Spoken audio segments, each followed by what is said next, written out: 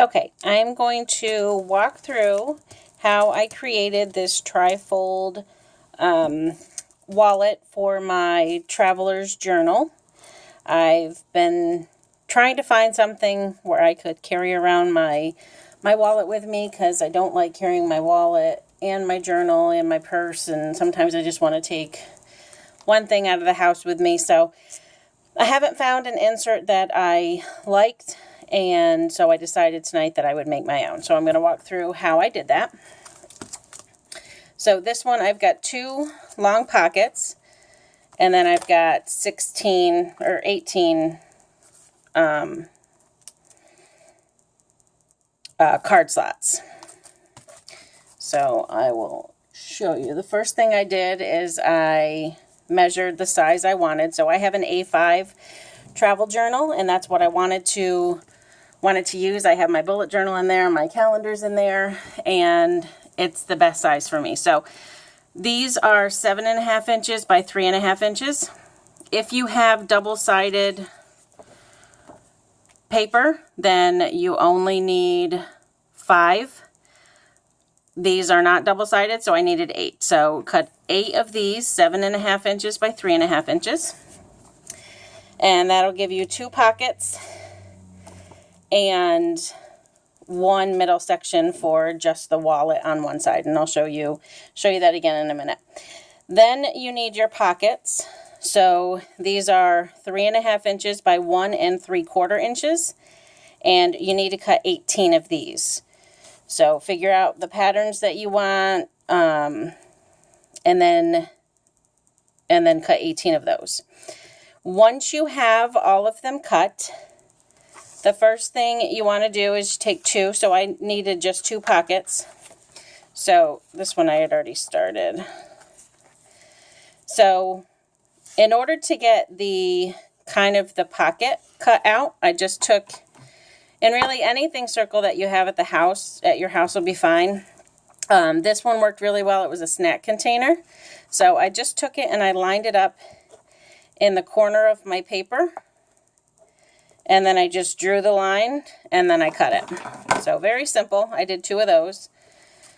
So then you take 3 sheets if it's just single-sided. If it's double-sided, then you only need 2, because then you'll already have a pattern on this side. I didn't, so I had to make another one to cover that. And then you just put the pattern together that you want for your pocket and your back side. And then I just put a piece of tape on the bottom to hold it all together. That way when it goes through my laminator, it doesn't kind of jiggle around or get distorted at all. So that stays together. So this is your pocket. And then you have the back side for your wallets.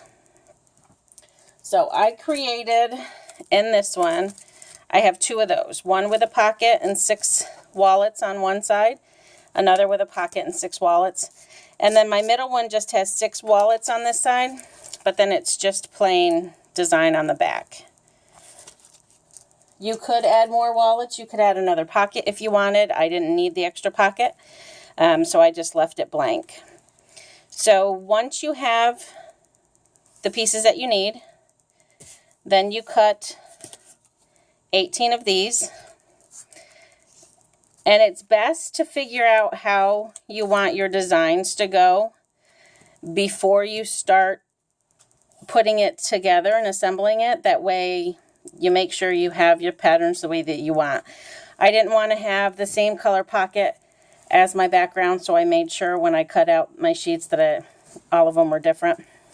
So now to assemble, you just take tape, and you just need a small piece. I'm going to take my bottom pocket here. I'm going to line it up at the base. And I'm just going to put a piece of tape here.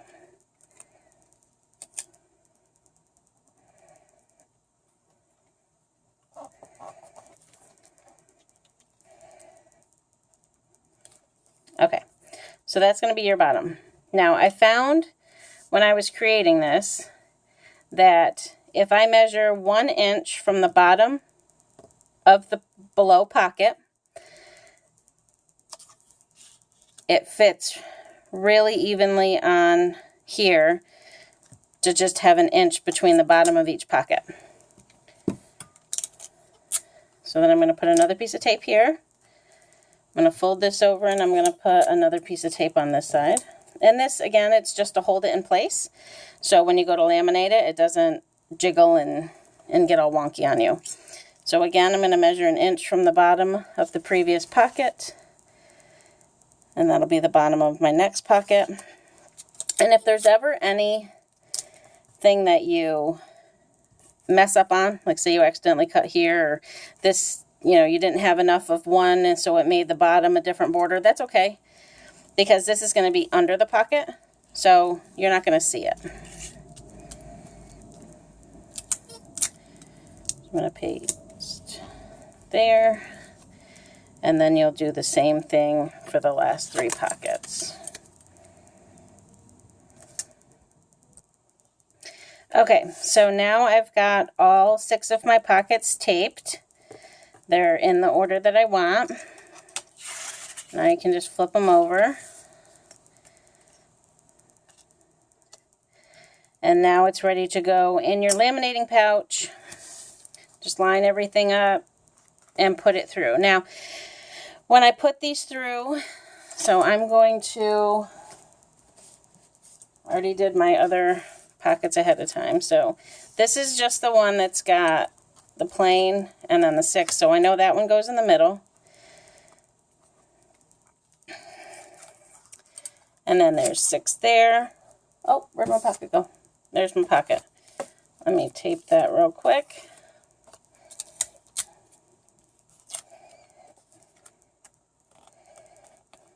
Okay, so here's one pocket with 6.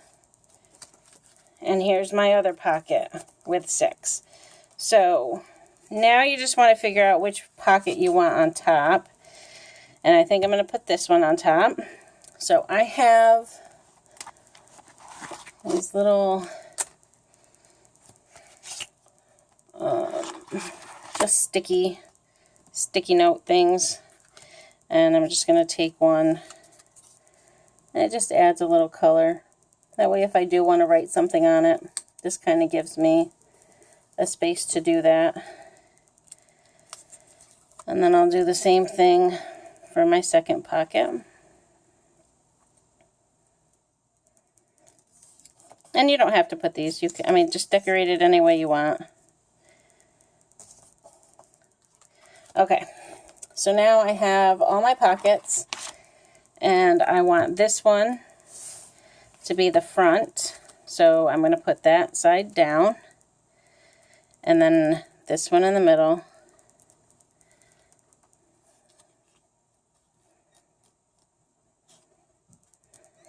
And then I want this one to come up and look like this, so it needs to go there. So all your pockets should face up. And that's what mine did in the other one. So then you'll just put it in your laminator pouch and you'll laminate it. So if you want this to be, so I created it just so it went together. I have it in front of my calendar. So this is right on top for me in my journal. So here's my travel journal, and this goes right here. So it's right on top. If you want it to go around one of your inserts, just make the spacing in between the folders or in between your pockets a little bit longer. And then you could put it, sorry for the flash, sorry for the flashing. You could put it over any of your other insert if you wanted. And then it could just fold however you want it to go. That's how I meant. So you could just have one here and then the other one's in the back, or have it all in the top. So just depending on where you want it is depending, you know, how wide you want to make the spacing in between. So just consider that when you're putting it in your laminator.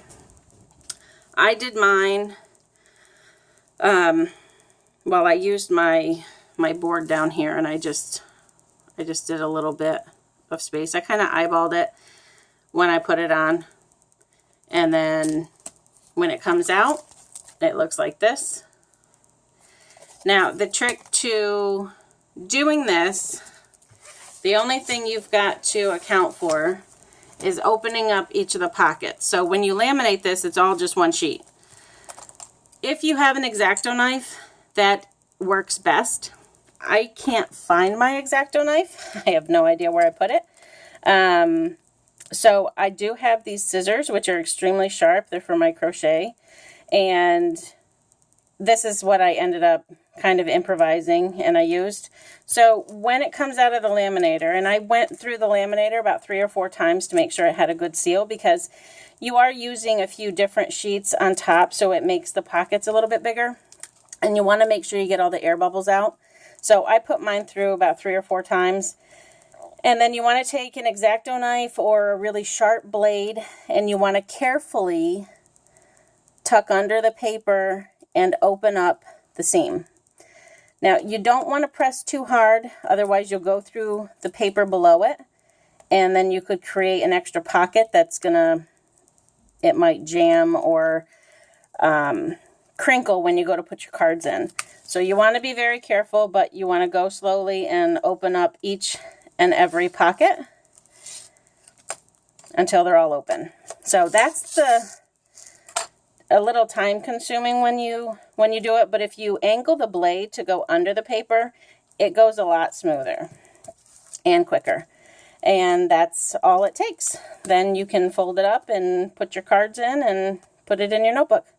I hope you enjoyed this tutorial. Thank you.